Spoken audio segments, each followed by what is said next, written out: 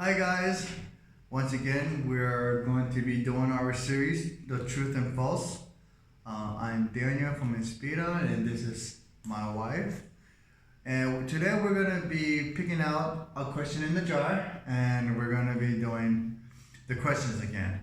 If you're wondering why we look so tired or so almost like passing out, is because we just came from a long trip. I don't even know where we were. My wife can explain, but we went camping and it was so hot, so we didn't sleep at all actually.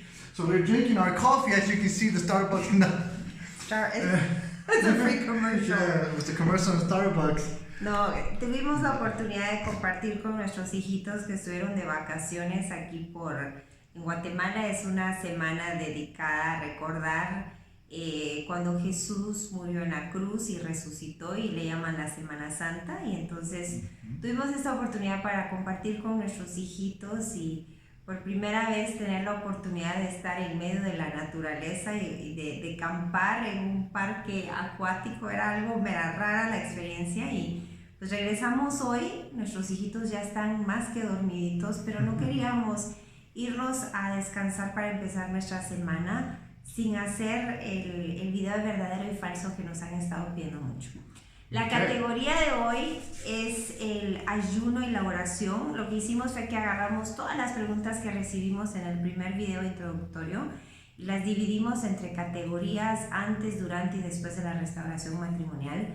Estas preguntas Why do you always están... gotta take? How come I No, can't no, pick? no, I'm just mixing it up. Esta categoría está antes de la restauración, y la vez pasada ¿sacaste tú o yo? You're always the one that Yo pick siempre, it up. ok, la vamos a So dar. I'm gonna go ahead and pick it out today. Que saque la pregunta en la categoría de ayuno y oración. Todas las preguntas que tienen que ver con oración, con ayuno, aquí las metimos. Y vamos a mandar saludos a Ana Paloma Villanueva Herrera. Villanueva? Oh, that's her last name. Okay. So can you read this question here? Okay. ¿Debo ir sola a la iglesia aunque esté separada? So the question is, should I go to church by myself even if I'm separated? So true or false? This is going to be a quick one, right? Like easy one. Well, we obviously know the answer to this one. I'm sure we're both going to have the same answer here. Okay, 1, 2, 2, 3. True, verdadero. True. The reason why it's true that you should go to church even though you're separated is because just because you're separated does not give you an excuse to say, well, you know what, because I'm not with my husband or my wife anymore, well, I'm just going to stop going to church. Right. You're hurting yourself more, because if you don't go to church, you're pretty much saying that, well, because I don't have my wife or because I don't have my husband, I don't need God. That's exactly what you're saying. So you have to continue to go to church, even though I know that you might feel uncomfortable, kind of like the situation with Juan Carlos, where he and his wife had a problem and he went to church by himself, but then later they got back together. So I think that you can't just forget that God is your father. Yeah. And you cannot punish God for your current situation. So I would say that you should go to church.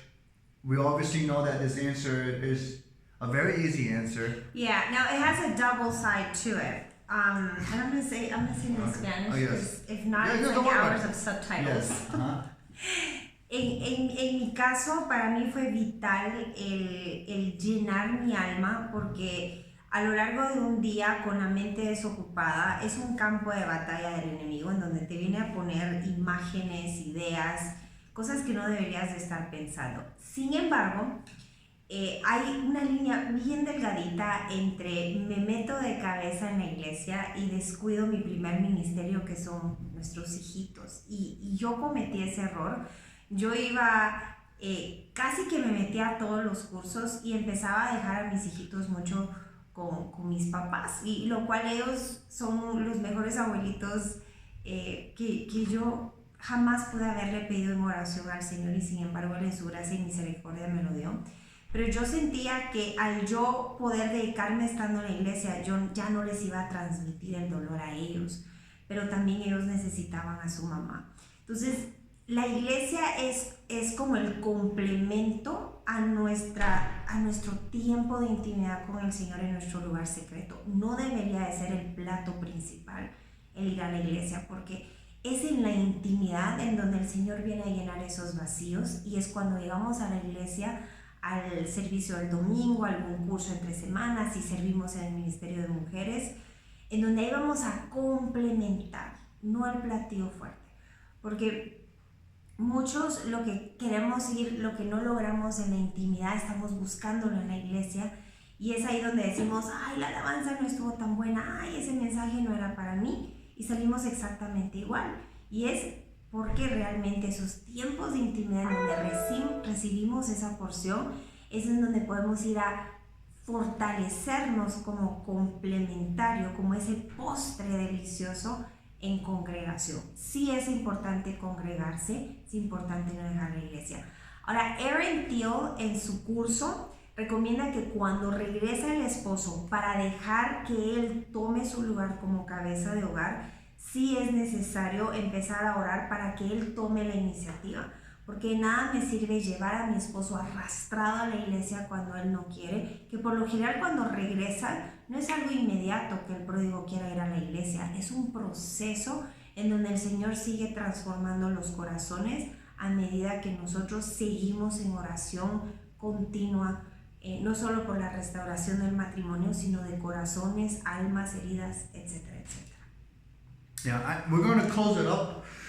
I'm going to close it up with the next question, but before I go with the next question, I wanted just to let you know that just like what Beverly said, we are our own body and our own flesh. We are a walking church.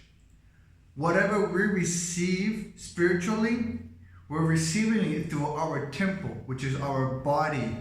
So going to church is a compliment to what you can receive in your church, in your body, what you're receiving. So if the devil is trying to confuse you and telling you that, well, you should not go to church because you're not with your husband, and then it's like everybody's gonna look at you, and because you're by yourself, that people don't worry about those things, because what you should be worried about is what you're going to receive in your heart and what message that you can have for you that day, because you might not go to church and there could have been a special message for you. Yeah. And that message could have impacted your life, because the devil doesn't want you to go. He's trying to bring you down and trying to destroy you. Destroy you by destroying the temple that you have inside of you. The temple that we have is what we receive through God's will. But anyway, if you have any questions or concerns, we're going to go with the next question. And if you have any questions or concerns, right, please leave it on the comments and we're going to get back to you if we didn't answer your question. Who was this question? It was Ana Paloma. So if we didn't answer the question, and if you want something more in-depth details, please leave it in the comment. But we're going to continue. And I am behind. We're behind on comments and emails because we were out on vacation, but I'm starting to pick up again. Oh yeah, well, it's Holy Week, so I haven't slept in like 5 days since, because of my hotel. It has been packed. Hemos estado ocupados, así que perdón porque hemos estado lentos con correo y con comentarios. So we're going to go ahead and Ahora me toca a mí. Yes. So what's the question here? Aquí va, saludos a Gina Castillo. Ya no me siento angustiada. ¿Será un engaño del enemigo para que no ore por la restauración? So I don't feel anguished anymore. Do you think that's like a trick from the devil so that I stop praying for my restoration, that I'm not anguished? So true or false? Well, I'm going to let you go first on that one since I went first last time. Okay. You want to put it on your board? But yes. So the question is, you don't feel anguish? I don't feel anguish anymore. Do you think that this peace that I suddenly received, is it a trick from the devil so I stop praying for my restoration? Bueno, entonces la pregunta es, ya no me siento angustiada. ¿Será un engaño del enemigo para que no ore por la restauración? Are you copying me? No. Sí, sí. Okay. 1, 2, 3. Falso. Falso. You want me to go first? Yes. Bueno. Es falso. Esto no es un engaño del enemigo. La palabra de Dios dice que Él nos da esa paz que sobrepasa todo entendimiento.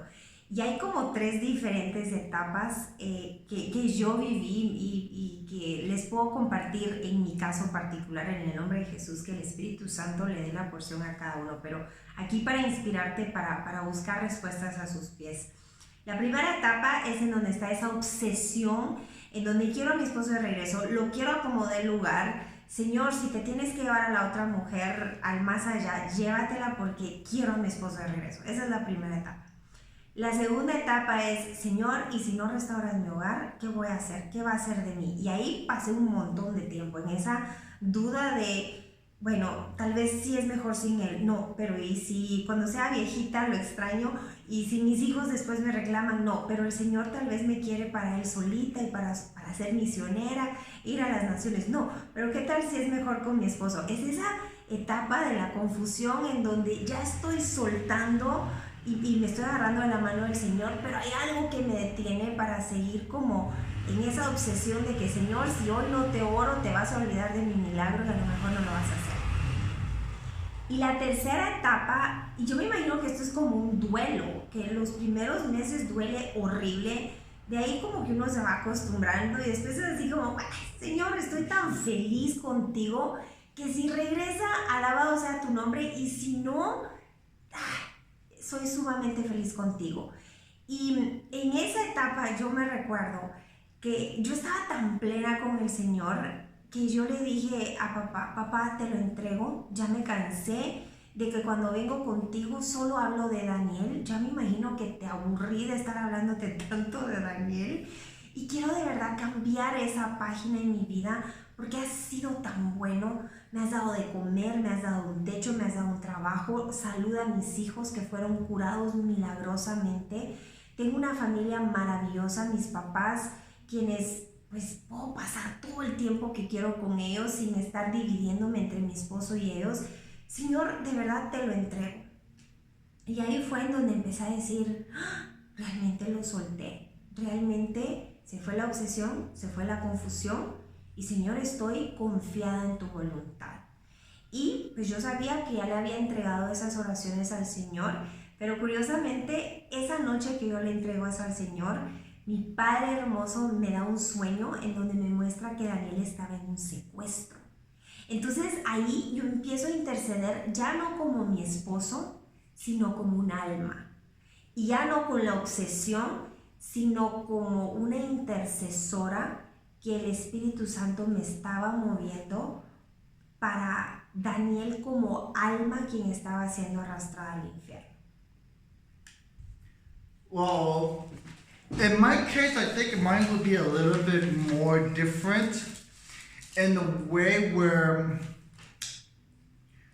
the question is if you're feeling anguish because you don't feel anguish anymore and it might be the trick from the devil. Remember that the devil is not going to want to trick you because if you're not feeling anguish for your loved one, it's not because the devil wants to trick you or trying to like cheat on you. Right. The thing is that we all have to remember that for every couple, there's always that one special couple that God made you to be with. So if you're not feeling anguish anymore, I think mine would be a little bit more hardcore. And the reason for it is because I do believe that there is one true soulmate for every couple, for every matrimony. Yeah. So like the one you have a purpose with. Yeah, the one that you have a purpose with, the one that God sent to your life, to you. Because you know, when you're a little girl, or I know that you pray for that special man that you're going to spend the rest of your life with, and you have this high expectation of that one man. We already identified that the expectations, you should not look at the expectation. But if you're with the wrong person, then God's going to put peace in your heart. And it seems like this is the case. Because if you're with the right person, I don't know, tell me if I'm wrong, but you would feel that you're missing a part of yourself. And when you're missing a part of yourself, you want to like, I don't know. I mean, what do you think? Want to get back. It's like, so we're in agreement because my first phase, I was missing a part of myself. And I was so obsessed with getting it back that I was like, Lord, do whatever you have to do, just bring him back. But then the second phase was, okay, well, maybe I'm getting used to it. Oh my God, I do miss him. I was like back and forth. But then the third phase was, and I think it goes back to the infatuated love, that word that I learned with you, where I was like, I love him so much, I'm willing to give him his happiness. Because truthfully, I was starting to feel happy with the Lord. Yeah. So at the beginning, and it was kind of like obsession meets I'm missing a part of my Exactly. So exactly. I mean, there is a fine point. There is a fine point. Yeah. And if you're truly the one for each other, then God's going to put peace in your heart. So if not, then keep in mind that, God will send you somebody, but you gotta identify that, because it could be like the devil too. So, trying to like break you apart. So I don't know. I mean, this question is a little tricky. Yeah, it's more. I think it's more for like the standard, but I think it's a little tricky. But I think we understand what you're saying. Like Okay. you're missing a part, so it's gonna hurt. It shouldn't give you peace. It shouldn't. Yes. Which I was saying it's the first phase, but then as the Lord was working in that obsession and turning it into a true love, that's true. I let go and I let God. Exactly. So it could be a process of true love. So. All right, we're on a roll here, Mister. Yes, we are. I think the coffee kicked in. That is true. So we're going to go ahead and pick one here. All right. Saludos a Grace O.C. El ayuno es necesario para la restauración. Is fasting needed for restoration? I'm going to let this one be for Beverly, because I didn't fast when I was out, so... But what would your common sense, what would it say? Oh, okay, well, go ahead. El ayuno es necesario para la restauración. Y aquí me imagino que se refiere a la restauración matrimonial. Like, is fasting needed for the marriage restoration? True. Now, is it the restoration in the marriage, like where we are right now in the process of restoration, or no? This is all before. Or before the prodigal comes back. Oh, okay. Okay. True or false? Okay. One, two, three. Verdadero. True. I know it looks a little weird on the screen, but okay. Mine says verdadero. Yeah. Now, I would say it's true, because we know that fasting in the Bible states that if you really want to truly pray for something, fasting is needed, so that way it is a way to communicate with the Lord when you're fasting and praying. So if you are truly seeking your restoration, the reason why I would say it's not really for me is because I'm the prodigal. So I was the one that was out, and I did not fast or know that that is fasting is needed to have a marriage restoration, because I wasn't looking for a marriage restoration at the time. right. And so I didn't fast for it, because when you fast, you're fasting for something that you want truly to be delivered by God. So I think this would be like a very simple question, a simple answer for me, but I'm going to go ahead and let my wife, because she is the one that has been doing the fasting and the prayers. So al principio yo estaba ayunando como para retorcerle el brazo a Dios. Estaba haciendo una huelga de hambre. Señor, tráeme a mi esposo o no voy a comer hasta que él regrese. Fue hasta que realmente entendí que yo no soy nadie para retorcerle el brazo al Señor, ni ni para darle órdenes al Padre, porque solo Dios sabe los planes de bien y no de mal que Él tiene para mí. Yo me puedo confundir, yo puedo ver algo desde un ángulo, mas sin embargo el Señor lo mira en su totalidad. Y entonces fue ahí donde el Padre me empezó a hablar a través de los periodos de huelga de hambre que yo me estaba sometiendo. El Señor me empezó a decir, esto no se trata de que tú me digas qué hacer, esto se trata de empezar a morir al yo, o sea, el yo Beverly, morir a mis deseos carnales de venganza, de justicia, de acelerar un proceso que Dios sabía cuánto yo lo necesitaba y lo sigo necesitando, en donde Él empezó a sensibilizar mi espíritu para yo escuchar su voz y su dirección. Entonces entendí que el ayuno era necesario para restaurarme a mí y despojarme de la vieja naturaleza, de la falsa personalidad que yo había adoptado, una necia, soberbia, contenciosa, al borde de la amargura, en donde Dios me estaba llenando de su espíritu, pero yo tenía que ser vaciada para que Él me pudiera llenar. Y entonces esa restauración personal iba a entonces inspirar. Cuando Daniel venía a casa, yo estaba tan débil con los ayunos que yo no tenía la energía para reclamarle, para reprocharle. Entonces para mí era más fácil guardar silencio, porque de verdad cuando uno ayuna, yo ayuné entre 3 días, que fue el ayuno más breve, hasta 7 días fue un ayuno total, en donde el Señor me da la instrucción de hacer Santa Cena cada noche. Entonces cada noche yo cerraba con una copita de jugo de uva y un pedazo de pampita. Y el más largo que hicimos en la congregación, que fue el ayuno de Daniel de 21 días, en donde solo se come fruta y verdura y legumbres, que son frijolitos, lentejas. Pero de verdad uno se despoja de tal manera, porque no estás consumiendo azúcar, no estás consumiendo cafeína, la que nos está manteniendo en este momento, que no tienes la energía como para meterle a los pensamientos negativos que se vuelven en acciones negativas. Entonces el ayuno es necesario más que para la restauración matrimonial, para la restauración individual, para poder escuchar la voz del Señor y resistir las demandas que pasan durante la restauración y aún después de ella. ¿Okay? Yeah.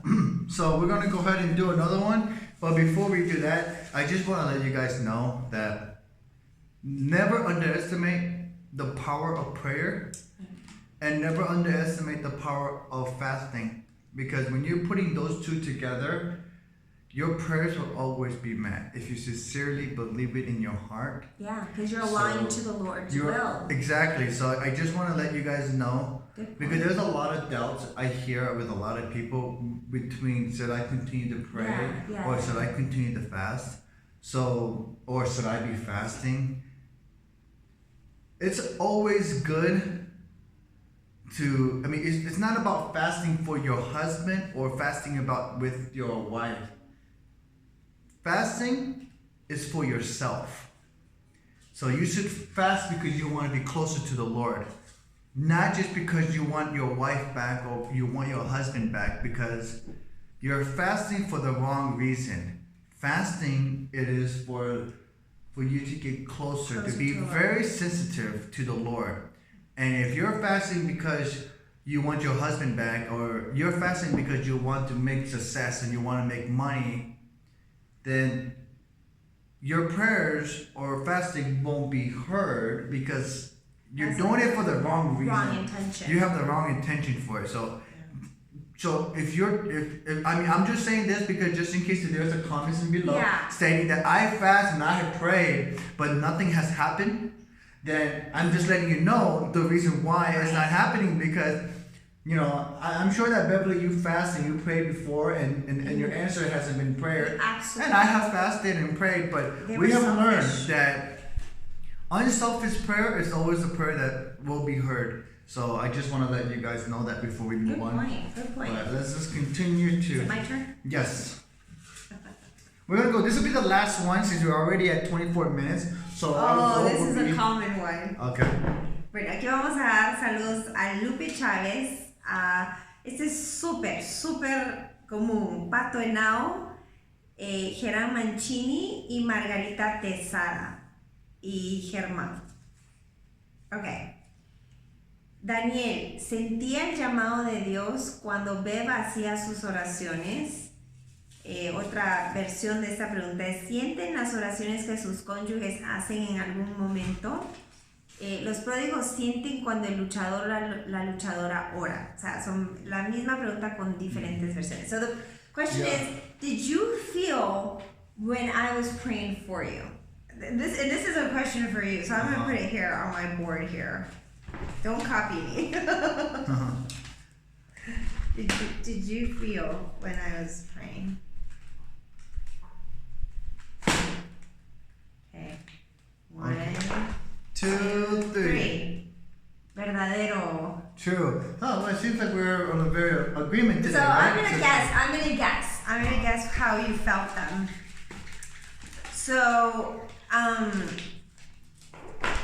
yo voy a adivinar porque de verdad, we haven't talked about this. No, we have not. No hemos hablado de este tema, pero yo digo que Daniel de alguna manera sí sentía las oraciones, porque en el video anterior de Verdadero o Falso, Daniel habla de cómo el llamado de Dios se hacía más y más fuerte.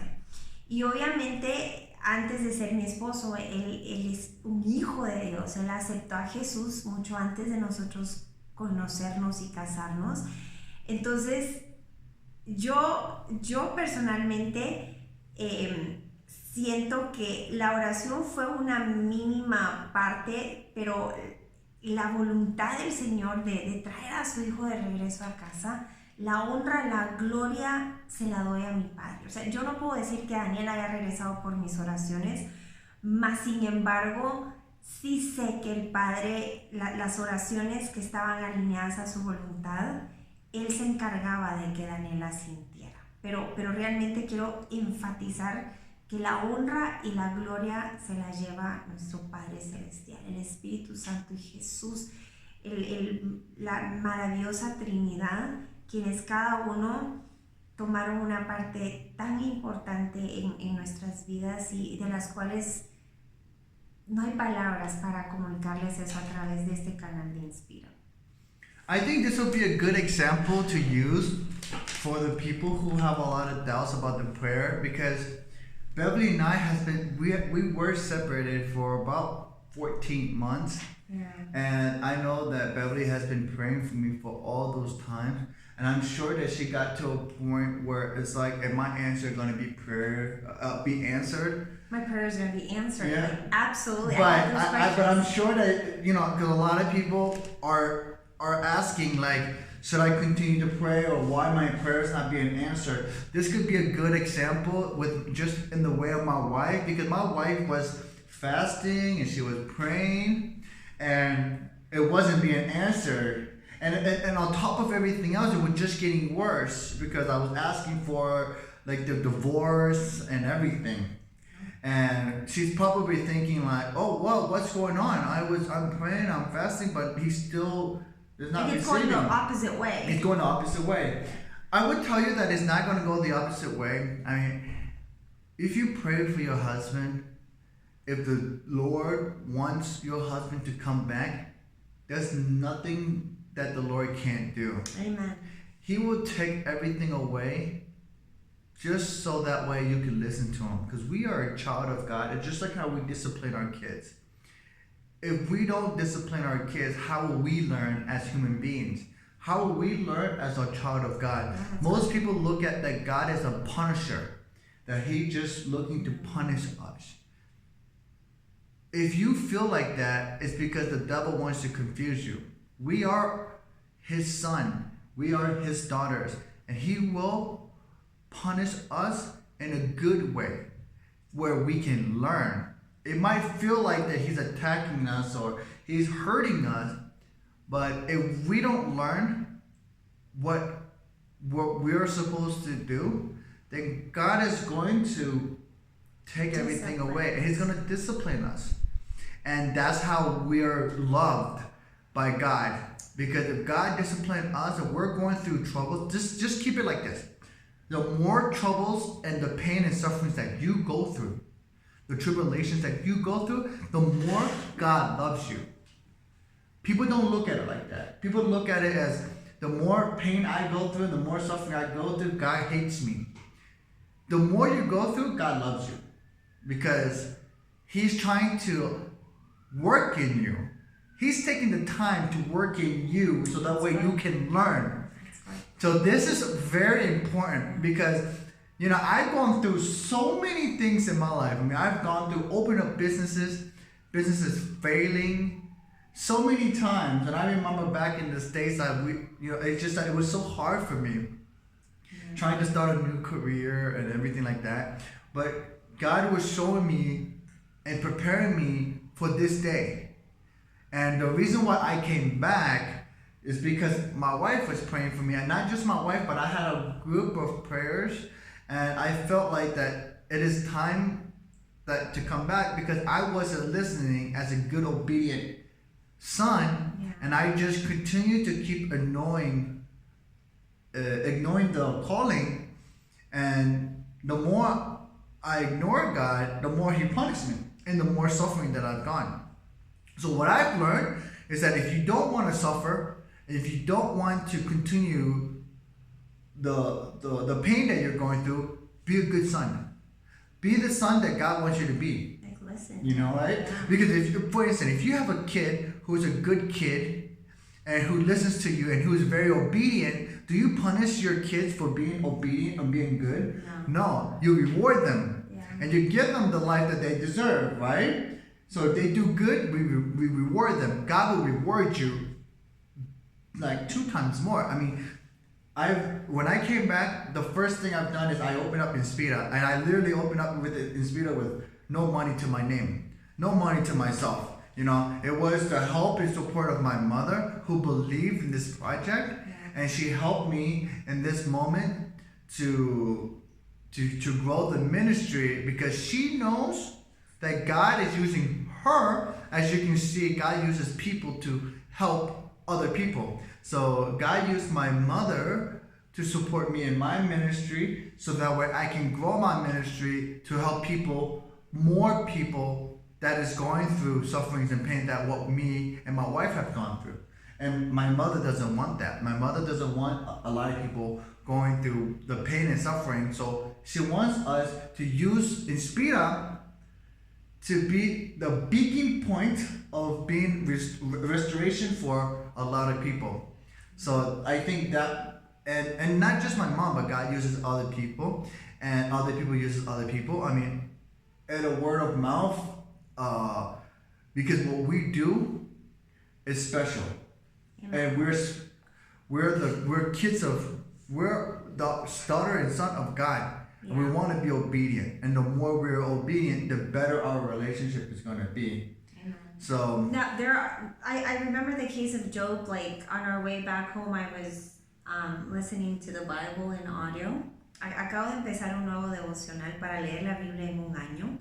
Si están buscando un devocional, les invito a bajar la aplicación de YouVersion. Voy a dejar el link en la descripción del video para que empiecen el reto de leer la Biblia en un año. Y no solo por llenar un requisito o por marcarlo de su checklist, sino realmente cuando me dicen es que yo no escucho la voz del Señor. No es una voz audible. El Señor nos habla de mil y una manera, y de la más frecuente es a través de la Biblia. Y hay tribulaciones que vienen también donde Dios prueba nuestra fidelidad. Like the loyalty for Job. He was a good person. It said he was perfect. But the enemy was like, oh, what about Job? Like, if you take everything away, do you think he'll be loyal? The story of Job. Yeah, he was a good kid. Exactly. So, entonces me imagino que hay tribulaciones de todo tipo, y de las que nosotros conocemos las más frecuentes, una por desobediencia y otra para ver nuestra fidelidad. ¿Cuánto realmente lo que estamos predicando lo estamos poniendo en práctica? The story of Job is the story of testing your faith.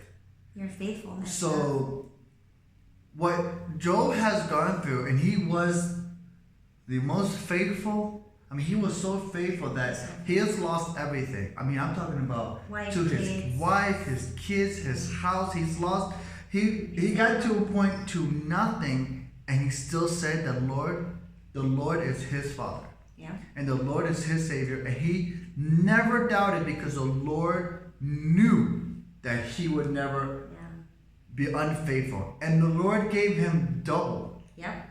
The Lord gave him more than double. His life was even better because, and that's the thing. Sometimes that we go through tribulations and we go through trials because God wants to know if we're truly being faithful or we're acting it out. Yeah. So that way, God, and this is the time where God's going to give you the blessings of a lifetime. So no matter what you're going through, stay strong and stay faithful. We're going to go ahead and close out this video. So we're already at 35 minutes. But I just want to let you guys know that don't be discouraged. Right. Don't be discouraged that you don't want to fast anymore. Don't be discouraged that you don't want to pray anymore. Let's look at it this way. Keep in mind that God is always watching over us. God is always looking over our decisions, our attitude, and our behavior, and how we are behaving on our day-to-day basis. I know that we might look at around and be like, oh, well, people don't see me, or people don't see how I'm acting, or, nobody's going to know what I'm doing. But keep in mind that God is a spiritual God, and he's everywhere. And he can see what you're doing. Who are you being faithful for? Are you being faithful for the people and how people judge you? Or are you being faithful how God is going to see you and how God is going to judge you? Okay? So, if you have any doubts, don't have any doubts. Because God is our Lord and Savior. And he will be there for us. Amen. Okay? We were driving back today. We were taking turns because we were so tired. Oh, yeah. Because nunca habíamos acampado. Bueno, yo nunca había acampado. Daniel sí. Pero fue una experiencia así bien chistosa porque se metieron los zancudos, había un calor tremendo. Entonces no dormimos bien.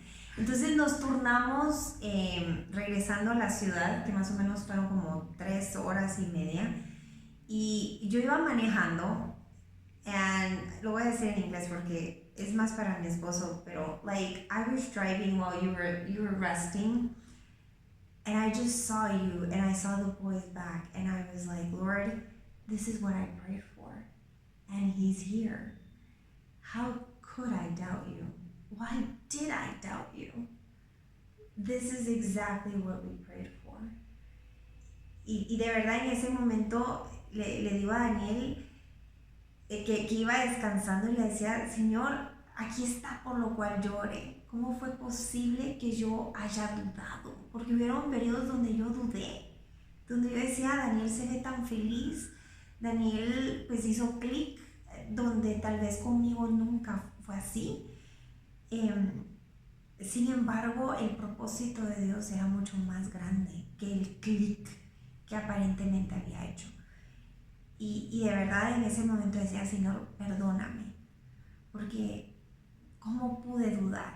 ¿Cómo pude desmayar cuando tu palabra dice que ojo humano no ha visto, que oído humano no ha oído las cosas que tú tienes preparados para los que esperan en ti? Así que hoy te venimos a exhortar en el nombre de Jesús a que leas tu palabra. Leas la palabra del Señor. Ahí están las promesas que Dios ha hecho para tu vida. Y son promesas literales. Yo decía, esto de repente es como un poema. Hay ahí cosas que se han cumplido al pie de la letra. Al pie de la letra. Porque tenemos un Dios fiel aún en medio de un mundo tan injusto y tan infiel. Así que en el nombre de Jesús les agradecemos por sus preguntas. Seguimos con muchísimas más en esta categoría. Primero Dios en nuestro próximo video. Yes. And keep in mind that the restoration, like my wife was just saying, a true restoration, your marriage would be at the next level. It would be at a level where it's never ever have been. My wife and I have been together for so many years, and our marriage has never been to the level as it is today. So we know that our restoration is true, but you gotta make sure that you don't force the restoration. Don't force your husband to come back by using the kids or saying that, oh, your kids needs you and making him feel bad. Because when he comes back, you're forcing it. You're not letting God do it. You make such a good point. We said we were going to wrap it up, but we have so much to share. Pero esta última vez fue diferente porque dije, papá, ya me cansé de ser yo la que forza a Daniel a regresar. ¿Qué es lo que está diciendo Daniel no hacer?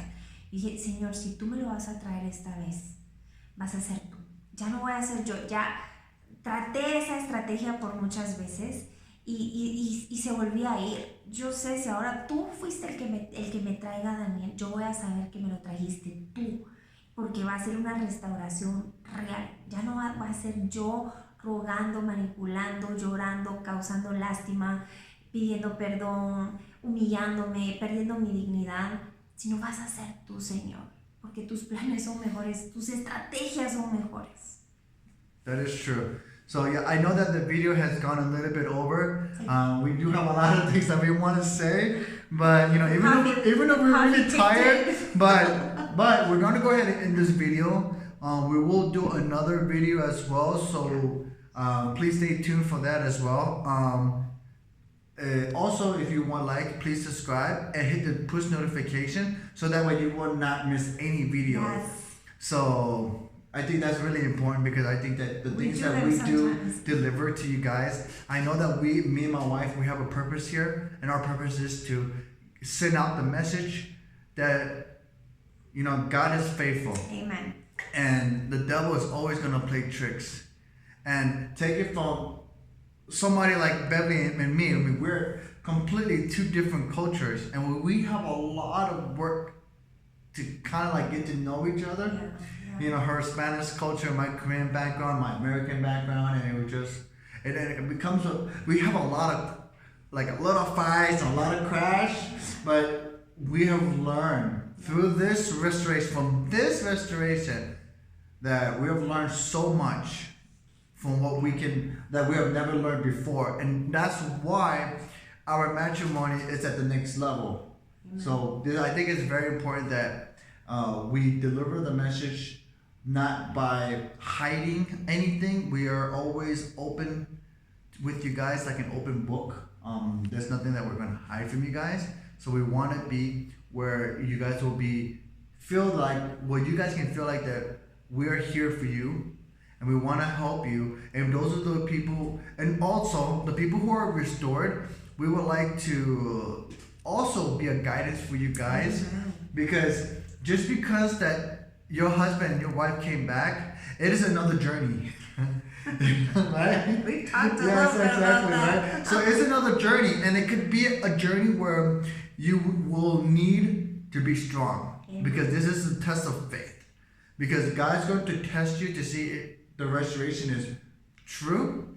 So those of you who are subscribed to our channel, who see our testimony, if your marriage has been restored, please reach out to us so we can be able to kind of give you the step-by-step guidance where you guys can truly be restored, where your husband or your wife won't leave you again. I think that would be really important as well, to kind of mention. Our do's and don'ts. Yes, do's and don'ts. Anyways, thank you so much for coming onto this video and watching our series of True and False. We will have another series as well. It's always once a week, right? Yeah, once a week. Once a week. People are asking, when do these True or False come up? Because they really liked it. Well, that's when you hit the push notification, so that way you will never miss a video. That's right. Las demandas que tenemos en nuestro primer ministerio, que es nuestra familia, y luego en el segundo, que es nuestros trabajos, el hotel y nuestro trabajo de tiempo completo, es muy difícil tener como un horario en donde siempre tener los videos listos. Este video lo grabamos, por ejemplo, hoy domingo, pero yo le tengo que poner subtítulos y lo hago entre mis espacitos libres del trabajo antes que salgan mis hijitos del colegio. Entonces a veces me tarda entre 1 y 2 días. Entonces por eso Daniel recomienda que pongan el botoncito de suscribirse si no se han suscrito y las notificaciones, porque de repente viene un video y así no se pierden el estreno.